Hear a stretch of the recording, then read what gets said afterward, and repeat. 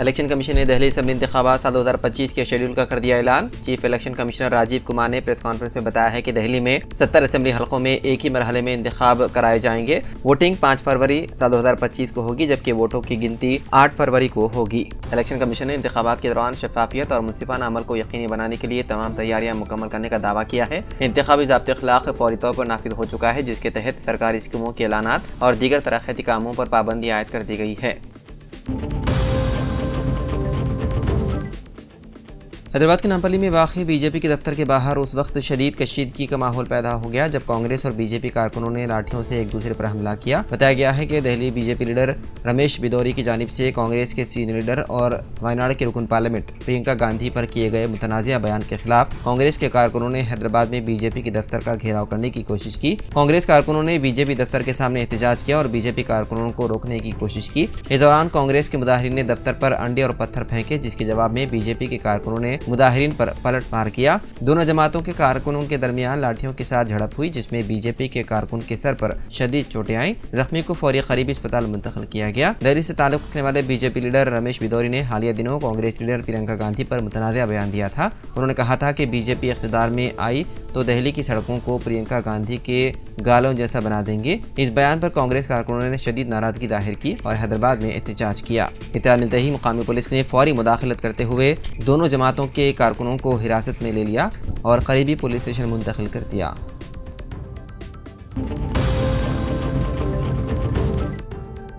Supreme court ने मुल्क में किसी भी मजहबी मकाम की हैसियत तब्दील करने से मुतालिक दरख्वास्तों की समाअत पर पाबंदी आयद कर रखी है। उसके बावजूद संभल के बाद अब अलीगढ़ की जामा मस्जिद का मामला भी अदालत में पहुंच गया। अलीगढ़ की जामा मस्जिद मुगल शहंशाह मोहम्मद शाह के दौर में 1724 में गवर्नर साबित खान ने तामीर करवाना शुरू की थी। इस मस्जिद की तामीर मुकम्मल होने पर 4 साल लगे और ये 1728 में मुकम्मल हुई। RTI एक्टिविस्ट केशव देव गौतम ने अलीगढ़ की जिले अदालत में एक दरख्वास्त दायर की है, जिसमें मस्जिद को हिंदू किला करार देते हुए दावा किया गया है कि मस्जिद के पास मौजूद सुतून पर ओम का निशान पाया जाता है। दरख्वास्त में कहा गया है कि RTI के जरिए हासिल मालूमात के मुताबिक जामा मस्जिद को आसार कदीमा सर्वे ऑफ इंडिया के रिकॉर्ड में जायदाद के तौर पर दर्ज नहीं किया गया। मजीद ये भी कहा गया है कि मज़कूरा किला ASI की तरफ से नोटिफाइड है और इसकी बाकियात बुद्ध स्तूप या मंदिर से मुमासिलत रखती है।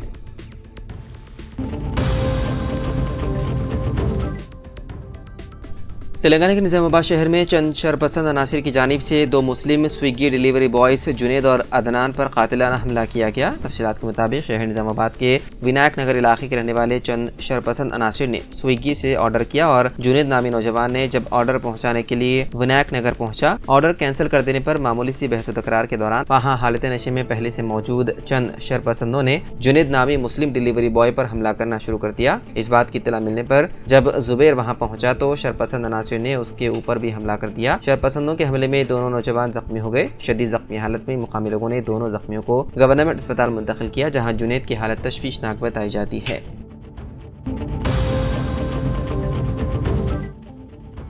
हैदराबाद के मदाफात में वाक़ गटकेसर पुलिस स्टेशन हुदूद में कार में 2 अफराद जिंदा झुलस गए। शुरुआत में इसे हादसा समझा गया था, लेकिन इस मामले ने नया मोड़ लिया है। इब्तिदाई तौर पर पुलिस ने समझा कि दोनों अफराद की मौत उस वक्त हुई जब घनपुर सर्विस रोड पर सफर के दौरान कार में हादसाती तौर पर आग लग गई, लेकिन तहकीकात के दौरान पता चला कि ये दोनों आशिक माशूका थे। पीर की शाम पेश आने वाले इस वाक़े में मरने वालों की शनाख्त श्री राम और लकीता के तौर पर हुई है। राय के मुताबिक ऐसा महसूस होता है कि उन दोनों ने गाड़ी के अंदर ही पेट्रोल डालकर आग लगा ली और मौके पर ही उनकी मौत हो गई। जराये से पता चला कि वो दोनों एक दूसरे से मोहब्बत करते थे और शादी के ख्वाहिशमंद थे। ताहम उनका एक रिश्तेदार इस नौजवान को ब्लैकमेल कर रहा था और हरासा कर रहा था, जिससे तंग आकर कल उन दोनों ने ये इंतहाई इक़दाम किया। नौजवान ने मरने से पहले 3 सफ़हात का खुदकुश नोट छोड़ा, जिसमें उसने तमाम तफसीलात का जिक्र किया।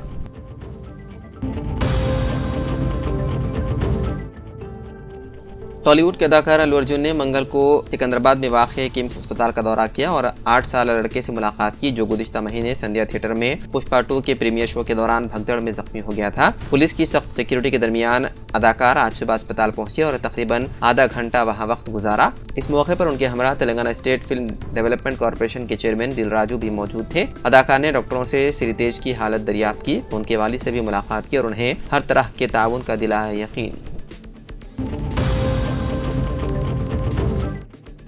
कर्नाटक और गुजरात के बाद अब महाराष्ट्र के नागपुर में HMP वायरस के 2 मरीज सामने आए हैं। दोनों बच्चों की टेस्ट रिपोर्ट मुस्बित आई और वो खांसी, बुखार और सर्दी में मुब्तला हैं। ये केस 3 जनवरी साल 2025 को सामने आए, जब 7 साल बच्चे और 13 साल बच्ची की रिपोर्ट HMPV के हवाले से मुस्बित आई। मरीजों में बुखार, खांसी और सर्दी की अलामत पाई गई है। महाराष्ट्र हुकूमत ने HMP वायरस के फैलाव को रोकने के लिए सेहत के हुकाम को फौरी इक़दाम करने की हिदायत दी।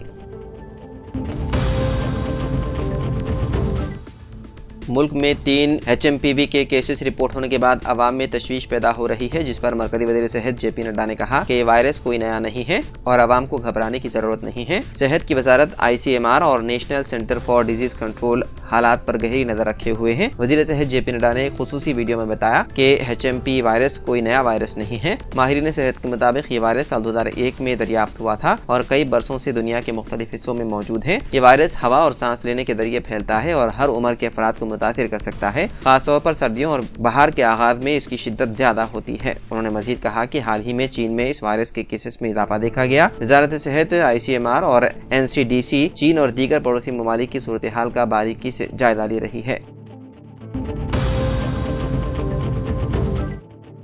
BRS के कारगुजार सदर व साबिक वजीर KTR को हाई कोर्ट से लगा बड़ा झटका। उनकी जानिब से दायर की गई क्वाश पिटीशन को हाई कोर्ट ने मुस्तरद करते हुए ACB की जानिब से दायर किए गए फार्मूला ई रेस केस को खारिज करने की दरख्वास्त को भी मुस्तरद कर दिया। गुज़िश्ता 31 तारीख को फरीक़ैन के दलाल मुकम्मल होने के बाद आज हाई कोर्ट ने फैसला सुनाया। हाई कोर्ट ने KTR के हक़ में जारी अबूरी हुक्म को भी मनसूख कर दिया, जिसके तहत उन्हें गिरफ्तारी से इस्तिस्ना हासिल था। ACB की जानिब से गिरफ्तारी से मुतालिक अबूरी हुक्म में मजीद 10 दिन की तौसी की दरख्वास्त भी हाई कोर्ट ने मुस्तरद कर दी। इस फैसले के बाद KTR अपने वकला के साथ मुशावरत कर रहे हैं और ये इत्तलात हैं कि वो सुप्रीम कोर्ट में अपील करने का रखते हैं इरादा।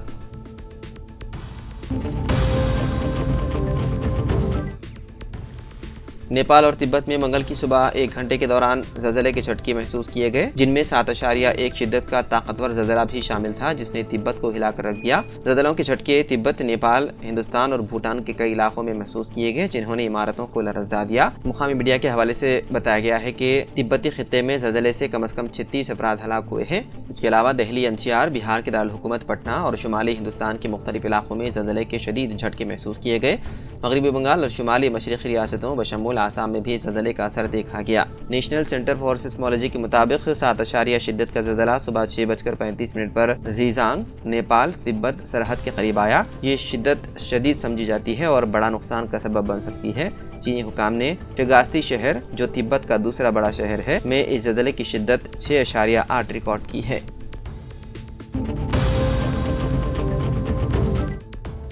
कनाडा की रियासत में एक अहम तब्दीली देखने में आई है। लिबरल पार्टी के लीडर और वजीर आजम जस्टिन ट्रूडो ने अपने ओहदे से इस्तीफा देने का ऐलान किया। उन्होंने कहा कि वो नए लीडर के इंतखाब के बाद अपनी जिम्मेदारियों से सबकदोश हो जाएंगे। ये फैसला ऐसे वक्त में सामने आया है जब उनकी अपनी पार्टी के अरकान काफी अरसे से उनके इस्तीफे का मुतालबा कर रहे थे। जस्टिन ट्रूडो ने कहा कि मैंने पार्टी और गवर्नर को अपने इस्तीफे के बारे में आगाह कर दिया है। जैसे ही नया लीडर मुंतखब हो जाएगा, मैं इस्तीफा दे दूंगा। इस अमल को मुकम्मल करने के लिए मैं पार्लियामेंट को 24 मार्च तक मुअत्तल कर रहा हूँ।